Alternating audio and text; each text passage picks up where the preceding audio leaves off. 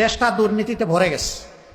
আমার ইচ্ছা হয় মাঝে মাঝে গাড়ি থেকে নেমে আমি আমার দোকানি ভাইদেরকে জিজ্ঞেস করি যে আমাদের দলের কেউ এখানে আপনাদের কাছে চাঁদা চাইতে আসে কিনা।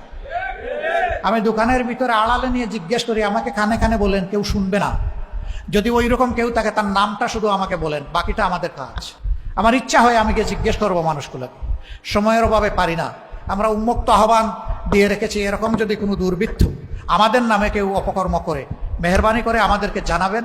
আমরা কথা দিচ্ছি আপনি খুশি হয়ে যাবেন, এমন ব্যবস্থা আমরা নিব ইনশাআল্লাহ।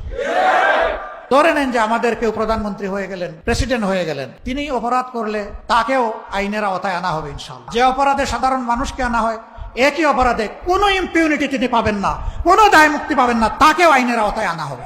আমরা কারো আধিপত্য আমরা মেনে নিব না, কোনো হেজিমনি আমরা স্বীকার করব না। এখানে আধিপত্য একমাত্র আল্লাহ রাব্বুল আলামিনের।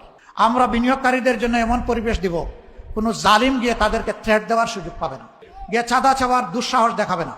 যদি সে দেখায় তার হাত অবশ করে দেওয়া হবে। বিদেশিরা যারা এই দেশে বিনিয়োগ করতে আসবে তাদেরকেও সেই একই সম্মান এবং একই নিরাপত্তা বিধান করা হবে ইনশাআল্লাহ।